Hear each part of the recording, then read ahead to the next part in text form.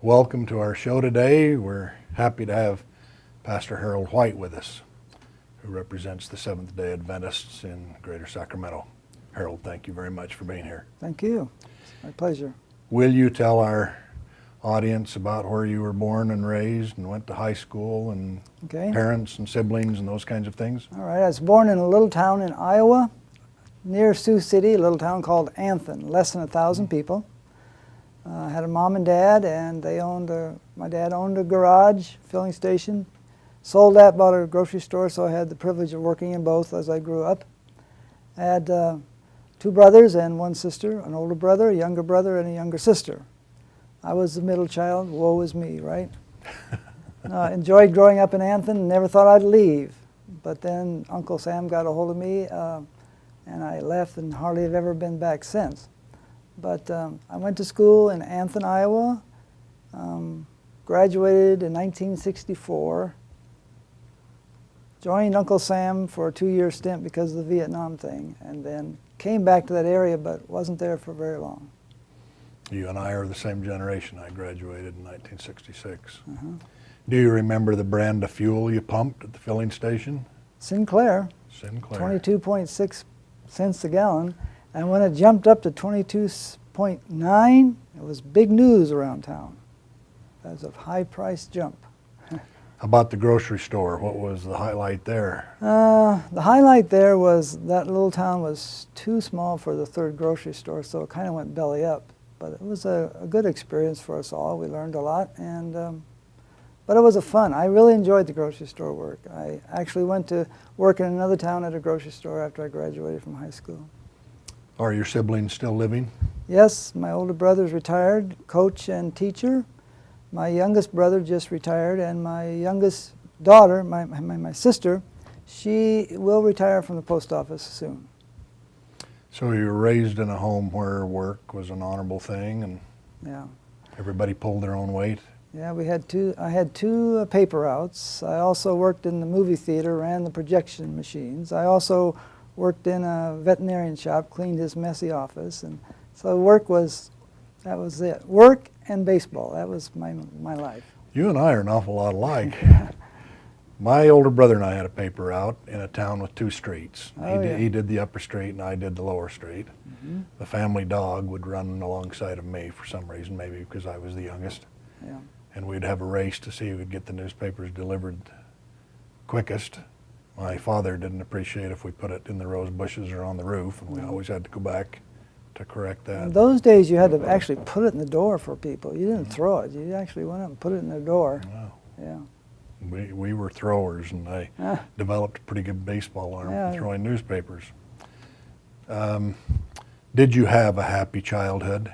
Yes. Other than being sick quite a bit, I was pretty sick as a child, but other than that, fantastic childhood, really. Have you enjoyed good health in adulthood? Yeah. In fact, I've been a minister for 35 years, and I think I've probably missed 2 days because of sickness. That's remarkable. That is. Yeah. How about a wife and children? Yes, I'm happily married. As I tell everybody, my wife and I have been married for 86 years. 43 for her and 43 for me. And we have 3 children. Our daughter's married, just was back here from Illinois last week. We had a great time with her man and the little child, 6 years old, Caitlin. She wants to be called Katie now, so we learned that. And then I have 2 sons. Neither one of those are married. One lives in this area, going to school right now. The other one's in Texas, and it's kind of one of those tech-savvy guys that puts up big things that you do for PR, can't think of the word, public address systems and that kind of Yes. thing. Yeah.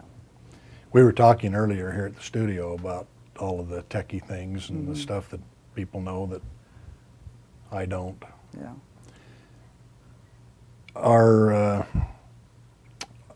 In your role as a grandfather, Mm-hmm.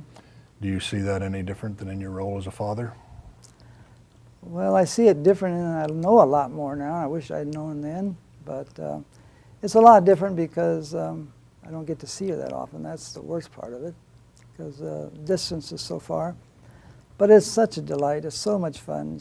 I think kids are smarter today than they've ever been. I agree. They just wise up so fast, and they just seem to know everything. So it's a whole lot of fun. Did anybody warn you or tell you how much you'd love your children's children? No, I heard that, you know, but it's really real. That's really a wonderful thing. So you've preached in other places besides Sacramento. Mm-hmm. Could you tell us about some of those, please? I started in Nebraska. Actually went back to the church that I was baptized in. I became a Christian about 23 years of age, went to Union College in Lincoln, Nebraska, graduated, interned for a year there, and then they shipped me back to my home church, which was a unique experience. Pastored in Nebraska then, and then went to Kansas, went to Indianapolis, Indiana, went from there to southern Texas, 7 miles from the Mexico border. Went from there to upper state New York, back to Texas, Little Rock, Arkansas, and then here. And how long have you been in Sacramento? 8 years. And those churches in the Midwest, the Bible Belt, I presume? Yeah, very much so. And people take the religion serious?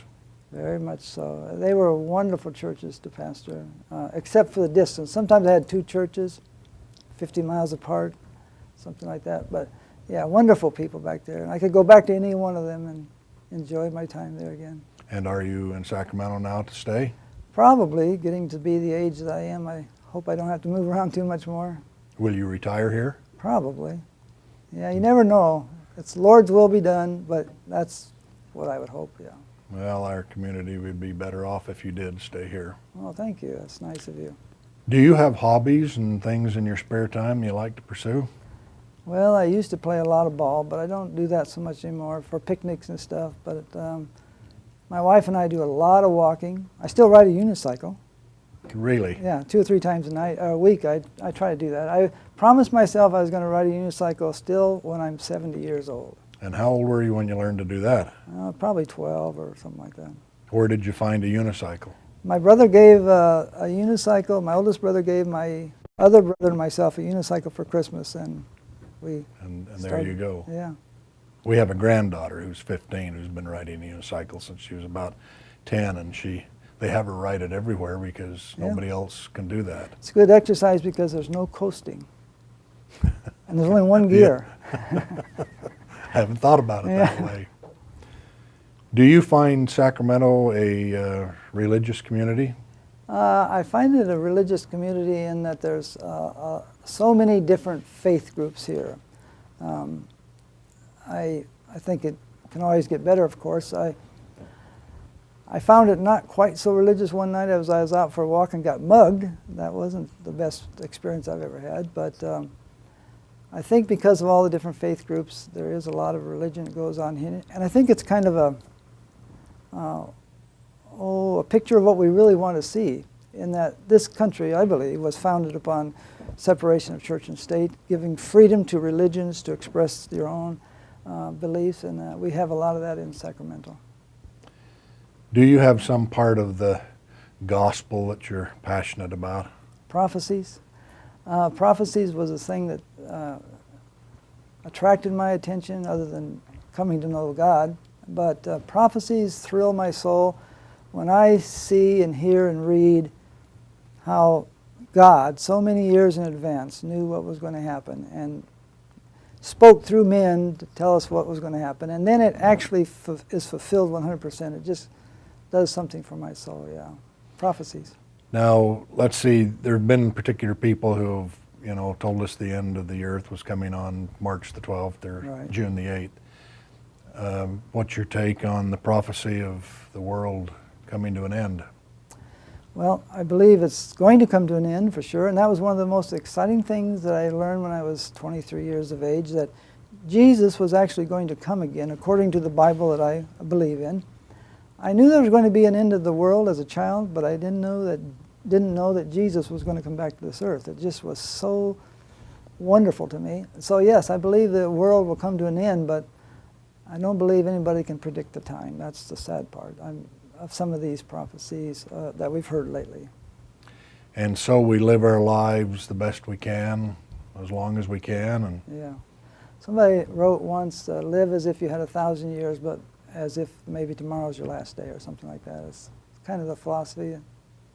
Pretty good. Do you consider yourself a happy and optimistic person? Yeah, very much so, yeah. Everybody has their down days, but being a Christian, the overall trend of your life is one of peace, and being happily married helps. Having wonderful kids helps, but being a Christian is the most important part for me. Do you find with your children that they've all got very distinct personalities? And Absolutely. My two sons couldn't be any more the opposite. I mean, they could not be more opposite in their personalities, but yeah, very distinct.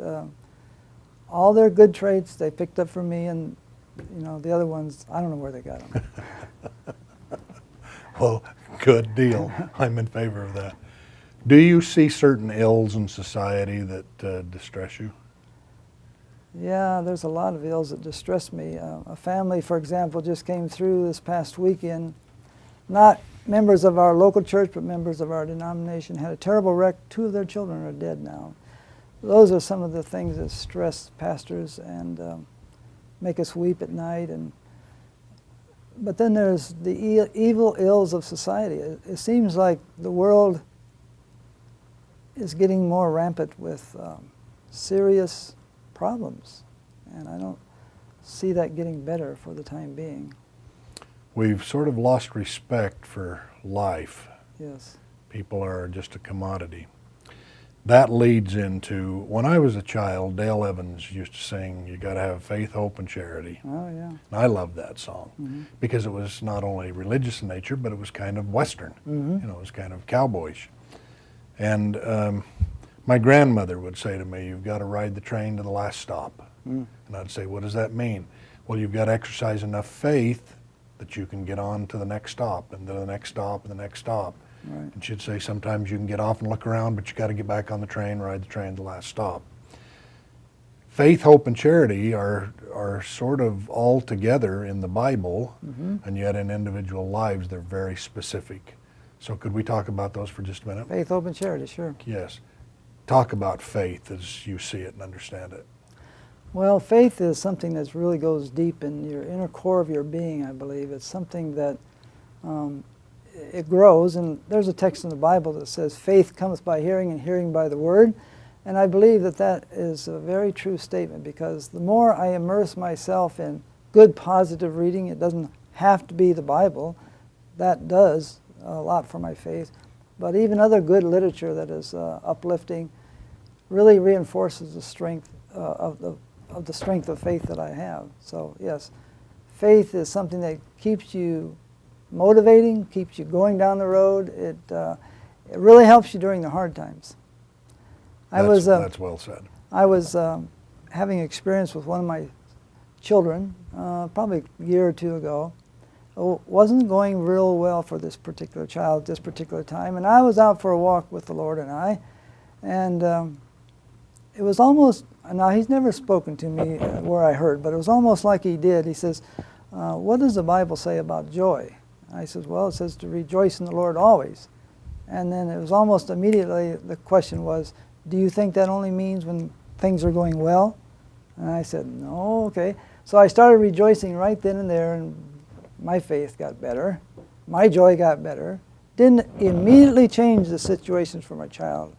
But you know, usually most things do work out. So the more you live, the longer you live, I think the more your faith understands that, maybe, believes that. I read the other day about a man whose father had abandoned him when he was 8 or 9. When he was 15, he began to pray to understand and forgive and all of those other things. And he didn't get a sense of anything from heaven, and so he just kind of set it aside and went on to other things. In his 30s, he was asked to give a talk in church about his mother. And he heard the voice say, "Don't talk about your mother, talk about your father." He said, "I can't talk about my father. I don't like my father. I don't have anything good to say." "Yeah, but talk about your father." While he was pondering that and going for a walk with the Lord, his 2 little boys tagged him out and just wanted to be his shadow and hang on to him and all those other sorts of things. And as he walked, he heard again an inner voice say, "Do you want to talk about the boy who lost the father, or do you want to talk about the father who lost the boy?" And he said in his little writing a few days later, I gave one of the better sermons I've ever given over all of I that. bet he did. Wow. How about hope, the role of hope in our lives? Well, you ask about the conditions of the world, and it's hard sometimes to place hope upon this world as we're living in it, but the hope beyond this world is the one where I really put my stock in. Abraham was said of him that he put his hope in the world to come, and I think that's where my hope, most of my hope lies. Now, I have a lot of hope for mankind. I have a lot of hope for people I meet, and I try to encourage them with hope. If they have no hope, I try to encourage them to have hope, because there are reasons to have hope even in this world. But especially as you look long term, eternal, there's reason to have hope. And those who lose hope really lose nearly everything, it seems like. Yeah. They begin to suffer in every way, physically, mentally, every way. Well said. Yeah. Charity. Well, that's the greatest of the three, right? It is. Faith, hope, and charity. Charity, and of course there's huge misconceptions about charity or love, the other way to say that word. There's so much of the world now places emphasis on what they say is love, and it certainly isn't the love that I understand from the Bible, at least. Love is a principle. I love my wife for 43 years. I've had to love her in principle sometimes. I've loved her with my heart, and my emotions, and my feelings. There's been a couple times I had to love her in principle, and I'm sure she's had to do that many times with me. But I think that love is much more than just a feeling, much more than emotions. It's sometimes it's even a choice. I choose to love you because it's the right thing to do. I may not even feel good about you, but I choose to love you, and I'm going to show you love, even though you may not be showing me much love. I still choose to love you. My mother told me when I was a teenager that I couldn't become a truly godlike person until I could love the people I didn't like. And I remember thinking to myself, ooh, that'll be hard to do. I've heard you refer to your parents many times in some of our meetings, and it sounds like you had very godly parents. I did. I did. Do you see a difference between religion, organized religion, and just spirituality in people? Unfortunately, yeah, there's sometimes a wide gap there, because you can have people doing all kinds of religious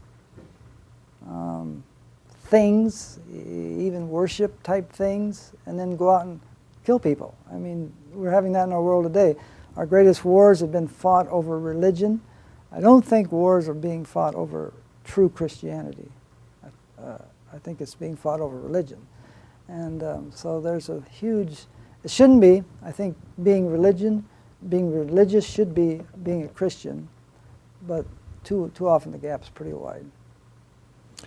Do you have a favorite story in the Bible? Boy. I don't know if I have a favorite story. Let's see. While you think about it for just Yeah. a minute, as I was thinking about questions that I could ask you, I grew up in a home where every night before prayers, the stories were read to us out of a little book that wasn't the Bible. It's somebody's take on the stories. And I loved the Bible stories. These Yes. men and women were all heroes and heroines and great, great people. And I've found in my later life that I've relied on those on more than one occasion. Is there a favorite instance or scripture? I love the Old Testament figures, the patriarchs and prophets. They were amazing to read about. Samson, he's kind of like some of your modern day preachers that you hear about nowadays. It seems like a lot of our preachers today are coming out of these terrible lives. They were drug addicts, And there's a favorite story I like to tell, that I think the true heroes today are people maybe like you, because you came out of a good, solid home. This pastor was living next door in a community next door to his fellow pastor friend, and so he invited him to his church to preach one weekend, and said, "Oh, I'll be glad to do it," back in the days of the horse and buggy. So he got up real early that morning. He was traveling down the road, and he wasn't paying much attention. The horse got a little too close to the edge of this narrow place in the road, and the wheel slipped off, down went the carriage, down went the horse, and the preacher went overboard, and he was just barely able to grab a hold of this branch, and he pulled himself up, and he got up, and he was just filthy, and his clothes were torn. He walks the rest of the way, and the pastor comes out to greet him, and he says, "Man, what happened to you?" He said, "Well, I got to tell you a tremendous miracle." He said, "It just happened to me." And so he tells the whole story, how he just was able to grab hold of that branch sticking out from the side of the cliff. And the other preacher says, "Well, I got a better story than that, a bigger miracle than that." He says, "You do? What's that?" He said, "Well, I've been by that road many times, and I never fell off the edge." And I think the young people that grow up in Christian homes and never go out and sow their wild oats, I think theirs are the biggest miracles. They go on to do wonderful things for the Lord, and sometimes we give too much credit to the other. I'm glad they all come back from those drugs and those terrible days, but I would have given anything to come. I had a good home, but I have come from a Christian home where I would never wanted to stray. I would have been better yet, I think. Do you spend a lot of time in study and prayer and Yes. contemplation? Yes, I do, but not enough, of course, I bet. But I love to read the Bible, and I love to read other books that support the Bible. I do a lot of that. I used to do more. I'm in a church now where there's 4 of us pastors, and so I don't preach every week, and that's been a refreshing change in a way. I thought maybe I would really miss it, but now I get to study for myself a little bit more than I used to. Every time before, it seemed like I was studying to put together a sermon or a prayer meeting or something. Now when I have time to study, I get to study for myself, and I like that. When you're preparing to give a sermon, are you following your heart or something that has happened recently that prods you, or how do you choose? It's a variety of ways, but I'd say quite often comes from my reading. I had a professor in college say once, and I think it's very true, that if you begin to feel the well running dry, I can almost assure you you're not reading enough. And so you go back to reading, and you're just inspired with something, and it always kind of fits with what's happening around you too often.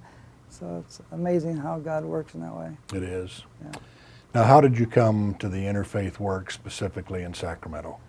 Well, when I moved here, part of our church, the Sacramento Central Church, has been involved with the Interfaith Bureau here for quite some time.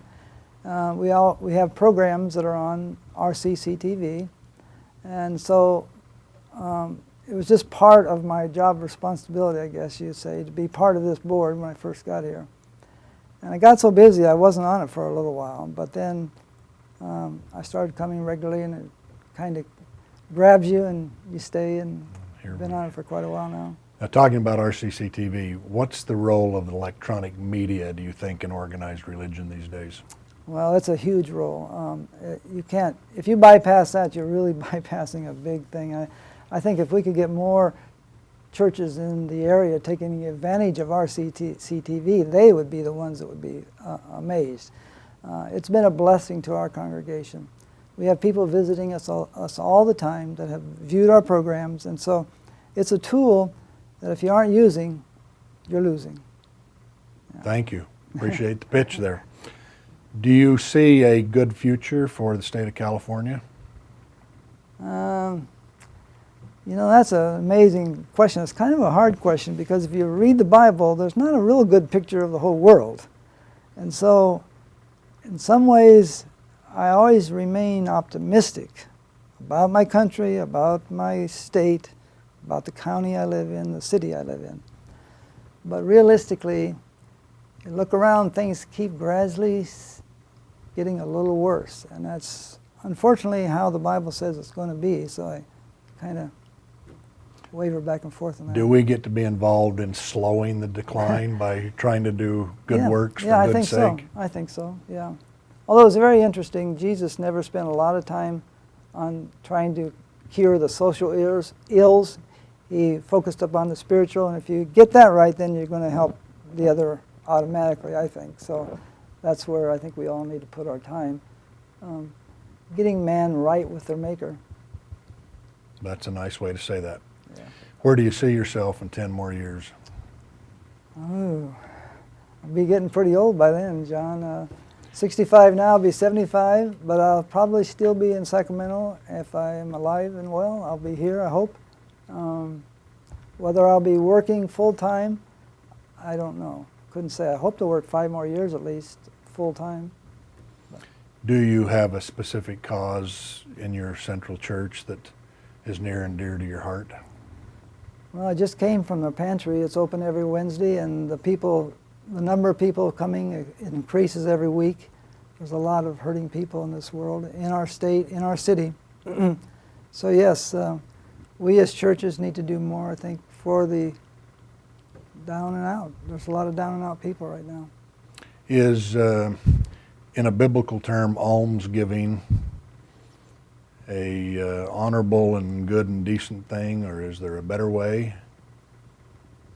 I don't know that there's a better way that I've found or understood of as of now, but almsgiving will always, Jesus said the poor will always be with us, so it's got to be part of our makeup, I think.